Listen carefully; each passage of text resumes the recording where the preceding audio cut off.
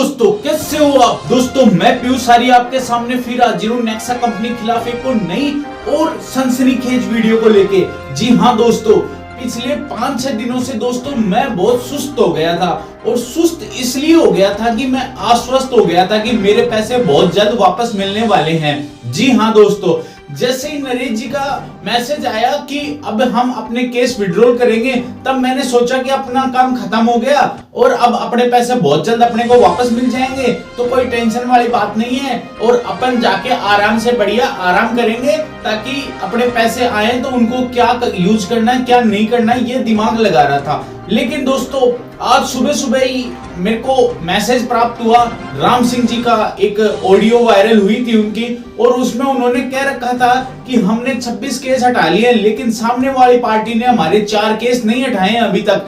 दूसरा उन्होंने कहा कि हम 1500 करोड़ की मांग कर रहे हैं लेकिन वो बदले में 300 करोड़ तक ही एग्री हुए हैं। तो दोस्तों मेरे को कहीं ना कहीं यूं लगा कि इन दोनों चीजों के बीच में मतभेद है। अब राम सिंह जी ने खुला खुला उनको 3 दिन का टाइम और दे दिया कि 3 दिन तक आप एफआईआर वगैरह हटवा लो, तो हम भी अपना सारा हटवा लेंगे और दोनों मुद्दे की बात बन जाएंगी। फिर दोस्तों थोड़ी देर बाद में नीरज सर का एक ऑडियो वायरल हुआ। नीरज सर जो कि दिल्ली से हैं, नीरज सर ने कहा कि अभी आपको हाथ पे हाथ धरने के बैठने की जरूरत नहीं है क्योंकि अभी हमारा काम खत्म नहीं हुआ। जब तक पैसे अपनी पॉकेट में नहीं आ जाते, अपनी बैंक अकाउंट में नहीं आ जाते, तब तक हम यूं नहीं मान सकते कि हमारे पैसे आ गए। बात तो उनकी सही थी, मेरे को बिल्कुल ठीक लगी।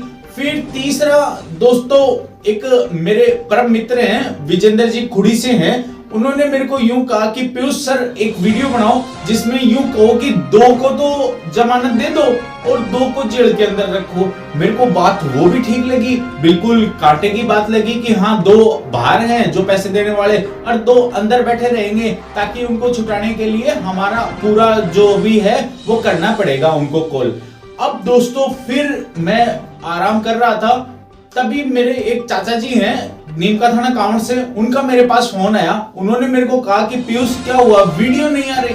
मैंने कहा कि चाचा जी वीडियो कैसे आएंगे, अभी तो अपने को पेमेंट मिल ही रहा है। तब उन्होंने मेरे को हकीकत से अवगत करवाया।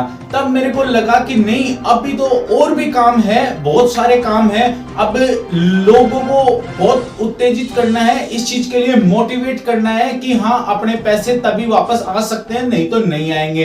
देखो दोस्तों ये जो बातें होती हैं ये एक ढकोसले होते हैं, एक अनुमान लगाए जाते हैं, एक जो भी जैसा एटमॉस्फेरियर क्रिएट हो रहा है अपने आजू बाजू में उससे एक सटीक आइडिया लगता है कि हाँ ऐसा हो सकता है या ऐसा नहीं हो सकता। लेकिन हकीकत उस दिन जानना जिस दिन अपने पॉकेट में पैसे आ जाए, नहीं तो उससे पहले कोई हकीकत मत जानना। देखो पैसे आएंगे अपने, ये कंफर्म बात है, इसमें कहीं कोई संशय वाली बात नहीं है। ये हो सकता है कि 2 दिन ज्यादा लग जाए या ये हो सकता है कि 2 दिन पहले आ जाए। देखो दोस्तों अपने पैसे अगर 2 दिन पहले आते हैं तो बहुत अच्छी बात है, 2 दिन बाद में आएंगे तो भी अपने काम आएंगे, लेकिन इतने ज्यादा काम नहीं आएंगे। अब बहुत सारे लोगों के बीच में मतभेद है कि वो केस विड्रॉल करें या ना करें। तो अभी राम सिंह जी का एक मैसेज आया, उसमें उन्होंने कहा है कि अगर पुलिस की तरफ से आपको फोन आता है बयान देने के लिए तो आप उनसे 3 दिन का टाइम मांगे, 7, 8, 9 3 दिन का टाइम मांगे आप। 3 दिन के बाद में अब कोई भी जो भी अपनी कमेटी है वो जो नई गाइडलाइन जारी करती है तो मैं आपको विशेष उस चीज पे टिप्पणी करता रहूंगा और आप तक वो संदेश पहुंचाता भी रहूंगा। हो सकता है कि आपको वो व्हाट्सएप, फेसबुक और वैसे भी आपको किसी भी माध्यम से ना मिले तो आप यहाँ आके वो जो संदेश है वो प्राप्त कर सकते हैं। ऐसा नहीं होगा, जो उनका संदेश होगा वो आप तक जरूर पहुंचाया जाएगा अगर इंपॉर्टेंट हुआ तो।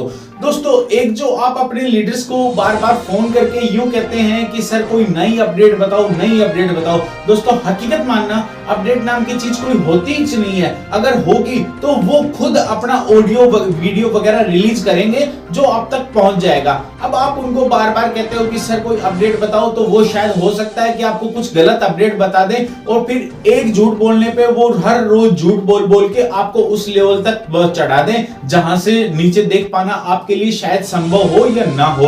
तो दोस्तों आप कोशिश कीजिएगा कि अधिक से अधिक संख्या में आप पधारें। कहां? अपने धरना स्थल जयपुर पे। आपको अगर हकीकत जाननी है तो आपको हकीकत वहां मिलेगी। प्लस जो अपनी जो कमेटी जो समझौता करवा रही है, नरेश जी, रुगाराम जी, बहुत सारे लोग हैं, अगर दोस्तों आप इनकी किसी भी एक भी बात से सहमत ना हो तो आपको वहां जयपुर जाना चाहिए। आप जो ग्रुपों में बैठ के ये जो फालतू बकवास करते हैं और करते हैं, जिनका ना, जिन बातों का ना सिर होता है ना पैर होता है, मतलब वो उनका कोई सेंस नहीं होता, वो बातें आप करते हैं तो वो बेहद गलत है। इससे ग्रुप में और भी रहने वाले लोग हैं उनको बहुत इफेक्ट पड़ता है, नेगेटिव इफेक्ट पड़ता है। देखो दोस्तों, आप जो ये बातें कर रहे हो इससे पैसे नहीं आने वाले, ये तो कंफर्म बात है। आपको कोई ना कोई काम करना पड़ेगा, लेवल पे रह के करना पड़ेगा, जेन्युइन बातें हैं वो करनी पड़ेगी, खुद को पॉजिटिव रखना पड़ेगा, अपना जो एटमॉस्फेयर है उसको पॉजिटिव बनाना पड़ेगा। फिर अपनी कमेटी अपना काम कर ही रही है तो वो उस चीज से आप निश्चिंत हो सकते हैं आराम से, कोई इश्यू वाली बात नहीं है।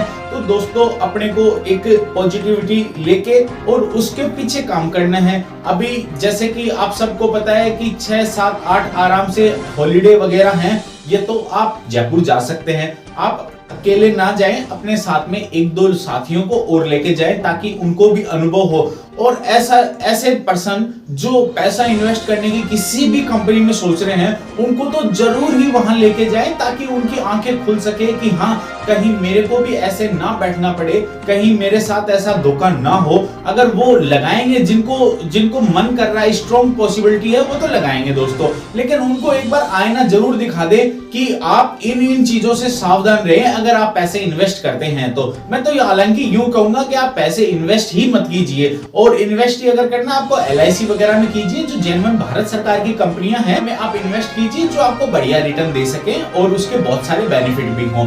तो दोस्तों, मैं शायद ये समझता हूं कि अभी काम बहुत करना बाकी है, और हर रोज की तरह आज फिर से एक अपील उन लोगों से जिन लोगों ने कमेटी के मेंबर्स के खिलाफ जो FIR करवाई है, हो सके वो अपनी FIR वापस ले लें। देखो, जो दोस्ती होती है, जो मित्रता होती है, जो समझौता होता है, वो एक बराबर तराजू में तुलता है। इधर आप रखेंगे, इधर दूसरी चीज आएगी, अगर दोनों बराबर होंगे तभी वो मध्यस्थता, वो दोस्ती, वो चीज कायम हो सकती है, अदरवाइज नहीं होगी। अब हम केस हटा रहे हैं, आप नहीं हटा रहे, तो ये बहुत गलत चीज है। तो आप फटाफट जाके अपना केस विड्रॉ कीजिए। जो भी आप कमेटी के खिलाफ जो आप लोगों ने लगाए हैं, 4 केस हैं, मैं उनकी बात कर रहा हूं ये, और बाकी आगे की क्या रणनीति होगी उसके लिए आप बने रहेंगे। और आपको फ्री समय लगता है तो आप मेहरबानी करके जयपुर आइएगा, वहां आएंगे आपके 100 सवाल और भी क्लियर होंगे।